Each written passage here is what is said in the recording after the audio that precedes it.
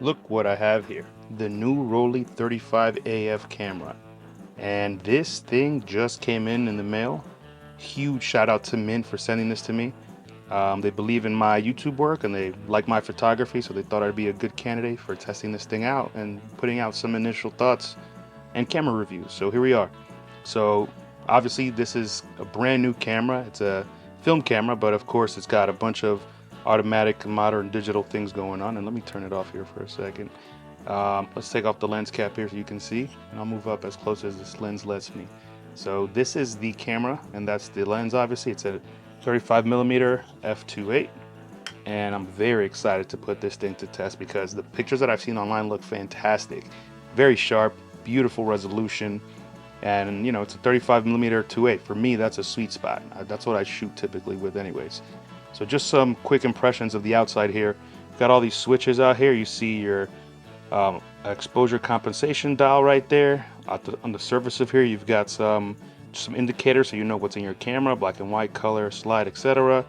On this side here, you can change the number of exposures that you have on your actual film, and by that I just mean you're indicating how many exposures the roll is that you put in there. So I think that's just for you to know, but on the surface of that you do see some numbers, and that's where you set the aperture for your lens. So the controls are not on the lens itself, the controls are on the body of the camera, as you see right there. So this camera does do aperture priority, which for me is fantastic. Moving along, we have here the viewfinder, which we'll talk about in a bit. This right here is your flash, and that right there is your LiDAR. And I'm very excited about the LiDAR. That's a very modern thing that doesn't really exist in most cameras nowadays, even in modern digital cameras. And you know, you can argue whether they need LiDAR or not, but that's a different story. But the point is, on a film camera, we have LiDAR. The Polaroid i2 is the other one that has that, and I love it on that camera, so I'm hoping it's amazing on this one too. Up top here, you've got your actual power on switch, so we'll turn that on so you can see. Turns it on, I put it on ISO. I'm assuming here you can pick the specific ISO. That's for flash, that's for no flash, and yeah, that's about it. And then here's the knob, and I've never used a camera that has a knob on the left side. So this knob, here, let's actually take a quick photo here. There's no film in here, but just so you can hear it. That little click that you heard at the end was the lens, and this is metering for this low light here, which is why you heard such a long shutter open and close. But now we can move this, so watch this. Wow, that goes all the way around. So that's going to be interesting. I've never used a camera that the winder goes so far, but then also I've never used one on the left side. So it's going to be something to, you know, potentially get used to. That right there is for rewinding the film. So you put that up and then you can actually spin down here. And then in here is your battery. And yes, this camera uses a physical battery. I thought this thing was going to have like an internal battery or USB or something, but no. And maybe this is better anyways, because this means you can replace this no matter what.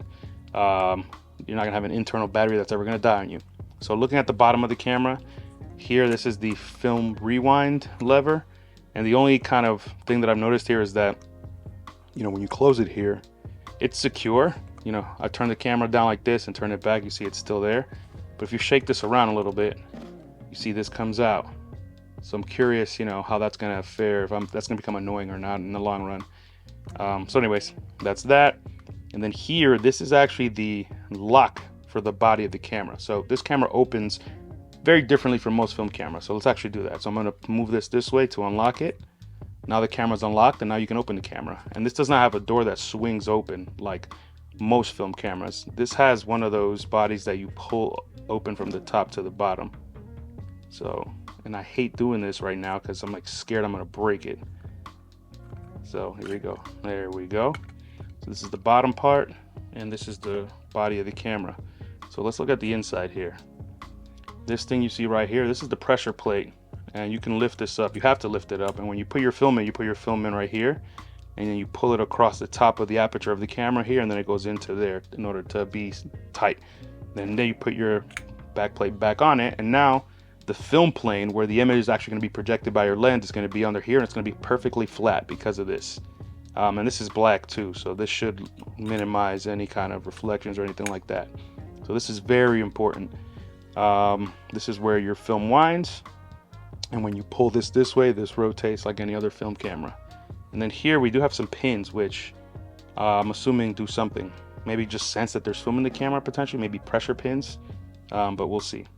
In terms of construction, you can see here really how the camera is made in terms of materials. You know, you've got a mix of metals, dark metal, silver, some more metal in the winder, but then there's plastic on the actual physical body of the camera. So this right here, for example, this is plastic, and it's a mix. We've got more metal here. It says designed by Mint, which is cool. There's the camera serial number. Don't steal my camera because I'm gonna know which one it is.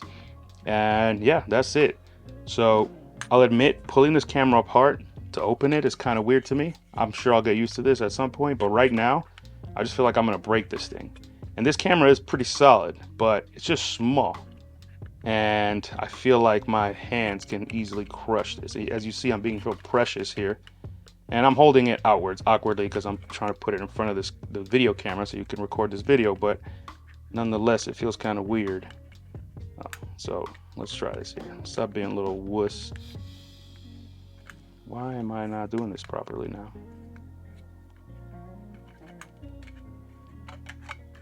There we go. See, that's not that hard. So when you're closing this camera, something that has happened to me so far is that the camera doesn't close immediately by itself. You see, it's like got some gaps here, and like it's just like the metal is like kind of fighting itself. So you really have to kind of wiggle this around a little bit to some degree to get it to close. And you'll know when it's closed because it has to be perfectly flush. There we go. See, perfectly flush. There's no gaps here, no gaps anywhere along the top. And that matters a lot because you can't close the camera until you do that. So now that I did this properly, I can close that, and boom, camera is now closed. So that is the camera right there. Very excited to put this to use. You know, it's a 35mm camera, so you can shoot this a lot. And it's so small. Here, watch. Put my hand down here. I think I have like slightly above average hands in terms of size, and look at how small this thing is. It's just incredibly little. So it's really impressive to see this camera so little but with so many features. And this is the kind of camera that you have to read the manual because there's all kinds of design intricacies here, order of operations that you have to follow. Everything I just did, I did it very seamlessly because I fought with this camera already for 10 minutes before recording this video. So now I know how to operate this camera. But when I first opened the box, I kind of raw dogged it. I just went right in thinking I could figure everything out, which I basically always do with any film camera. And usually it works, but with this one, it doesn't work exactly like your average film camera. So you can't just jump in and start to do whatever you want, or you risk doing something wrong, or perhaps even worse, breaking something. And you know, this was gifted to me. If I broke this, I'd feel extra bad, worse than if I'd bought it myself. So, you know, whatever. Anyways, we're gonna put this to a lot of use. I got some things coming up where this is gonna be a perfect camera to bring, and we're gonna drop a couple videos. This was just the initial impressions. The next video, we're gonna look at some image quality.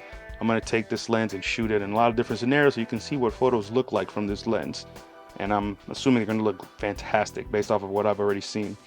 And then the last video will probably be just an actual full camera review telling you my experience using the camera after a couple weeks. So look out for that. Make sure you subscribe so you don't miss that. And yeah, I know you're jealous. I'm sorry, but you know, I guess I'm very lucky considering all the work we put in YouTube, making videos, talking to everybody. It's my lucky time now to enjoy that. All right, y'all, to the next video. We out.